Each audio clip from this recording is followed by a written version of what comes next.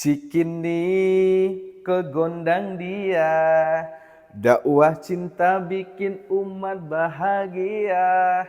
Cikampek ke Purbalingga, senyum tulus lebih baik dari gaya. Cianjur ke kampung sawah, jaga lisan jangan banyakin ngegibah. Palembang sampai Magelang, hidup damai apabila iman gemilang.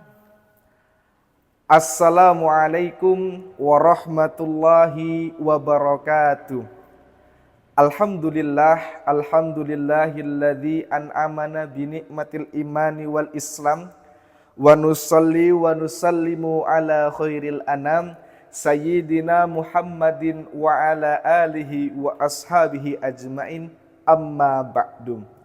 Yang terhormat Bapak Ibu Dewan Juri yang adil, arif dan bijaksana, yang saya hormati para panitia, para sahabat da'i dan da'iyah yang insya Allah dirahmati oleh Allah. Para penonton yang dirahmati oleh Allah, pernahkah kita berpikir kenapa Islam yang notabene memiliki ajaran nilai-nilai yang indah, tapi sekarang itu terkesan kurang menggugah umat?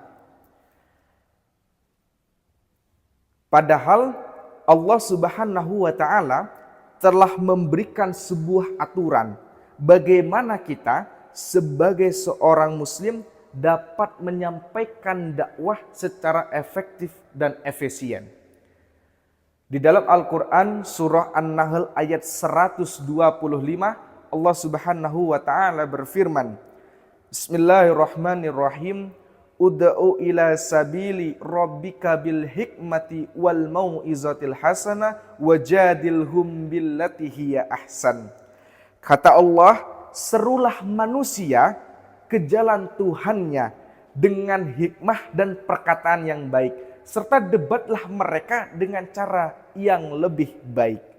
Para hadirin, ayat tersebut memiliki 2 poin utama. Yang pertama, memberikan kita gambaran bahwa Allah telah memerintahkan kepada kita untuk kemudian melakukan gerakan-gerakan dakwah. Yang kedua, Allah memberikan caranya bagaimana dakwah itu harus diterapkan dan dilakukan.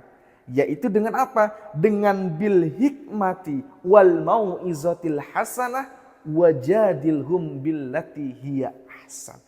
Dengan hikmah, dengan perkataan yang baik, tutur kata yang sopan, bijaksana, sehingga apa? Umat dapat menerimanya dengan baik. Para hadirin dan para penonton yang dirahmati oleh Allah, salah satu tantangan terbesar kita sebagai seorang Muslim adalah bagaimana kita mengkonsep materi dengan kreatif sehingga dapat diterima oleh umat. Tapi coba kita sebentar renungkan. Sekarang itu kan dakwah itu banyak model dan gaya ya teman-teman. Ada pendakwah itu yang memiliki gaya tegas, punya nada tinggi dan lain sebagainya. Ada pendakwah yang suka canda dan humor. Ada juga pendakwah yang datar, gitu kan. Nah, teman-teman, tidak jarang kita temukan di sosial media, ya kan? Di YouTube, Instagram dan lain sebagainya, banyak para pendakwah yang fokusnya itu bukan untuk menyampaikan nilai-nilai Islam yang indah, tapi malah untuk saling salah dan menyalahkan, kafir dan mengkafirkan, bid'ah dan membid'ahkan. Nah, ini teman-teman, pola pikir semacam ini harus kita rubah. Kenapa? Karena kalau pendakwahnya seperti itu, kadang-kadang itu umat pusing gitu loh. Sampai kadang-kadang umat itu begini, pusing pala berbi, au. Kan? Pusing umat. Yang satu bilang ini salah, yang kedua bilang itu bid'ah, yang ketiga ini yang benar versi saya. Itu kan membuat paradigma. Jadi umat itu bingung kemana harus mencontoh, kemana harus mengikuti. Nah, kenapa teman-teman kita tidak coba untuk kemudian mengkonsep sebuah materi dakwah yang memang relevan dengan kebutuhan umat. Misalnya begini teman-teman, saat ini angka pengangguran itu meningkat. Banyak dari lulusan SMA, SMK bahkan kuliah itu nganggur. Mereka nggak tahu harus ngapain. Setelah saya kuliah, setelah saya SMA, SMK, saya mau ngapain nggak tahu.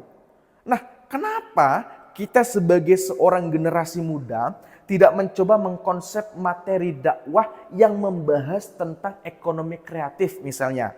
Misalnya bagaimana kita memberikan edukasi kepada umat untuk apa?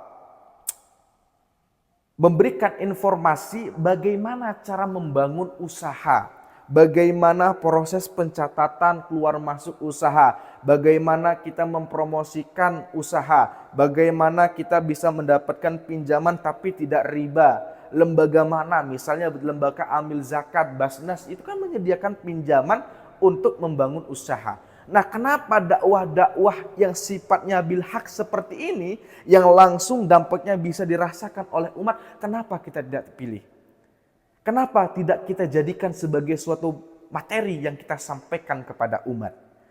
Nah, tadi teman-teman, salah satu tantangan yang dihadapi oleh para dai dan daiyah ini, kita masih belum terlalu sadar bahwa sebetulnya umat itu bukan hanya butuh ngaji, mereka butuh makan, mereka butuh bagaimana mereka ini umat dapat berdaya, dapat mandiri secara ekonomi. Nah, oleh karena itu ini menjadi satu tantangan bagi kita. Bagaimana kita membuat sebuah gerakan yang memfasilitasi pengajaran, memberikan edukasi, informasi tentang seputar ekonomi kreatif syariah misalnya. Nah, ini adalah salah satu metode dakwah yang bisa kita pilih di era digital. Nah, semua itu teman-teman, itu bisa kita kemas secara kreatif dengan menggunakan media sosial. Sebab teman-teman, media sosial ini memiliki jangkauan yang cukup luas. Sehingga satu video kita bagikan, satu video yang kita unggah, potensi kita mendapatkan lebih dari satu pahala dari satu orang, itu sangat besar. Maka inilah kita bisa menjalankan fungsi fastabiqul khairat, berlomba-lomba dalam kebaikan. Oleh karena itu, para penonton dan para pemirsa yang dirahmati oleh Allah, mari kita mulai sadar bahwa kita harus dapat menyampaikan materi dakwah yang relevan dengan kebutuhan umat saat ini. Sehingga apa? Nilai-nilai Islam yang indah dapat menggugah hati umat. Sehingga di situ timbullah siklus fastabiqul khairat, berlomba-lomba dalam kebaikan. Para hadirin dan para penonton yang dirahmati oleh Allah, mari kita ciptakan dakwah yang kreatif, yang tidak hanya terbatas membahas tentang pembahasan Al-Quran, tetapi kita juga bagaimana mencari poin-poin penting dari nilai-nilai yang disampaikan oleh Al-Quran sehingga dapat diimplementasikan oleh umat. Saya cukup sekian penyampaian yang dapat saya sampaikan. Saya syukuri alhamdulillahirabbil alamin. Wabillahi taufiq wal hidayah. Wassalamualaikum warahmatullahi wabarakatuh.